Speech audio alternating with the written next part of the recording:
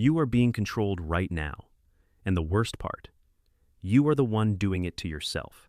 Every time someone looks at you a certain way, and you feel that pull in your chest to explain yourself, to justify your choices, to make them understand, you are handing them a leash and putting it around your own neck. Think about the last time you walked away from a conversation feeling exhausted, not because the person was loud, not because they were cruel, but because you spent the whole time trying to prove something to someone who never actually wanted to understand you. They just wanted to watch you try. That is not a conversation, that is a trap. And you walked right in. Now here is what I am going to show you today. The exact moment everything changes. Not when you find the perfect words, not when you finally say the right thing, but when you stop. When you go completely quiet. When you give them nothing. Because the moment you stop explaining yourself, the control they had over you disappears. Just like that. And by the end of this video, you are going to understand exactly why that happens, exactly who has been using this against you, and exactly what to do the next time you feel that pull. Stay with me. This one matters. Think about the last time someone questioned you. Maybe your boss looked at you sideways. Maybe a family member made a face. Maybe someone said something sharp, and your brain went into overdrive trying to make them understand. So you started talking. You started explaining, laying out your reasons one by one, hoping they would finally nod and say, "Okay, I get it. You are right." But they did not.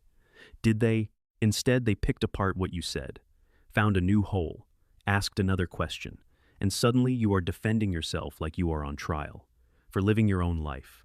This is not a coincidence. This is a pattern, and certain people know exactly what they are doing. Here is what nobody tells you. When you over-explain, you are not communicating. You are begging. You are begging someone to see you as acceptable, as good enough, as worth understanding. And the person watching you scramble? They feel it. They feel the power in that moment. Every word you throw at them is proof. Proof that their opinion of you matters more than your opinion of yourself. That is the lever. That is what gives them control. Now here is something that will stay with you. There is a reason courts say you have the right to remain silent, because words, the wrong words, said to the wrong person at the wrong time, do not protect you. They trap you. The same thing is happening in your everyday life. The more you explain, the more ammunition you give. The more you justify, the more you confirm that their judgment has weight. But when you go quiet, when you just do not, that silence lands like a wall. And suddenly, they are the ones who feel unsettled. Silence is not weakness. Silence is not rude. Silence is a statement. It says, "I do not need your permission to know who I am." And that is terrifying to a person who has been using your explanations as a tool, because if you stop explaining, they lose access to you. They cannot twist your words. They cannot find new angles to push. They are standing in front of a locked door with no key. Watch what happens when you try this. Someone challenges a decision you made, and instead of the usual back and forth, you just look at them, calm, steady, and you say nothing. Or maybe just two words, "I know." Not defensive, not cold, just settled. They will not know what to do with that. They will push harder at first, try a different angle, maybe even get louder, because they are used to you playing the game, and you just flip the board. That discomfort they feel, that is not your problem. That is them losing the control they never deserve to have. Now this is important. Not all explaining is bad. Let me make that clear. When you explain yourself to someone who genuinely cares about you, that is connection. That is trust. That is healthy. But there is a type of person who asks questions not to understand you, but to make you feel small, to find a crack, to keep you spinning. You can feel the difference in your body. One conversation leaves you feeling closer to someone.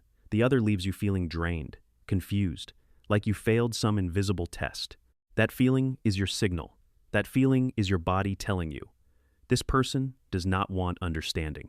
They want compliance. And you do not owe compliance to anyone. Your choices, your values, your direction in life.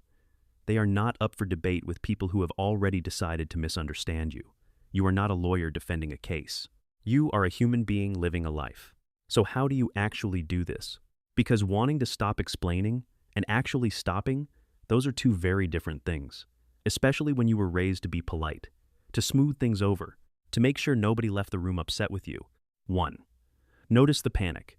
When someone challenges you and that rush comes, that urgent need to explain right now, do not run from it.